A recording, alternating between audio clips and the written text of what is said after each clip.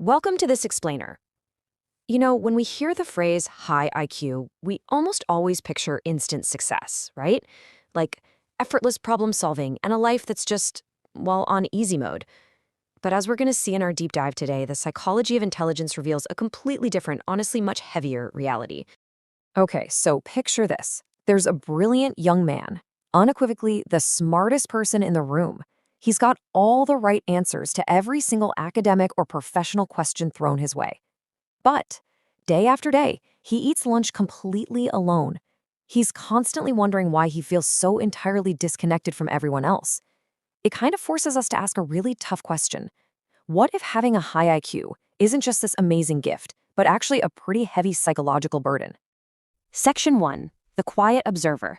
Let's look at how their deep processing is often completely misunderstood. Take a young guy at a new job who barely speaks up during one of those super energetic, fast-paced meetings. Now, society's knee-jerk reaction? We usually assume he lacks confidence, maybe he's just painfully shy or has absolutely nothing to add. But the psychological reality is actually the total opposite. Highly intelligent people are often quiet because they're stuck in deep processing mode. While everyone else is reacting in real time just to keep the conversation going, they're actively analyzing tone, studying body language, and connecting all these hidden dots before they even think about opening their mouths. They genuinely understand that words have weight, And once they're out there, you can't take them back. So for them, they would literally rather listen for 10 minutes than speak for one single minute without a clear purpose. But here's the tragic irony. Because they're so busy observing, trying to truly understand the room, they end up getting completely mislabeled. A noisy, fast-moving world just writes them off as unfriendly or aloof, simply because they aren't giving those immediate, loud reactions. Which brings us to Section 2, the burden of endless curiosity and the hidden cost it carries. Think of a really bright university student sitting in a crowded lecture hall. The professor is explaining a super complex idea, and the rest of the class is just nodding along. Totally fine, taking it at face value. But she raises her hand and asks, "But why does it work that way?" And when she asks this incredibly genuine question, you can almost hear the whole room roll their eyes. They totally mistake her intense curiosity for her just being difficult, or skeptical, or trying to argue. But her mind just isn't wired to be satisfied with surface-level answers. She genuinely needs to understand the nuts and bolts of it. Highly intelligent minds don't just stop at what happened. No, they are constantly asking why, how, and what if. But this amazing gift of curiosity, it comes with a massive hidden cost. It absolutely exhausts their own minds. For them, finding any sort of solid certainty is incredibly tough because every single answer they find just spawns like 3 brand new questions. They never feel like they've learned enough. They just see how much more there is left to discover. Moving into Section 3, paralyzed by possibilities. This happens when there are just way too many angles to consider. Because an analytical mind sees all these different angles simultaneously, even the absolute simplest daily stuff can turn into this monumental, overwhelming task. Just watch this paralysis in action. A young woman spends 15 agonizing minutes staring at a simple text message. First, she types it out, then, nope, deletes it and rewrites it. Then she starts obsessively worrying about how one word might be completely misunderstood. She isn't just trying to make a decision. She's searching for the absolute perfect decision. And the result? She just puts the phone down and sends nothing at all. While she's stuck trying to find certainty, life just kind of quietly moves on without her. Section 4. The pain of feeling unseen and the really deep loneliness that brings. Because they're thinking in these incredibly deep, intricate layers, interacting with people can honestly feel profoundly isolating. Imagine a professional who spends days, literally days, fleshing out this brilliant, multi-layered idea for a big team meeting. He is so pumped to share it, but before he can even get to the punchline, he gets laughed at and completely shut down with, "Wow, you're making this way too complicated." Moments like that, they are absolutely devastating. It causes him to just permanently stop sharing his ideas. Not because his head is empty, but because he realizes no one's actually willing to listen to him.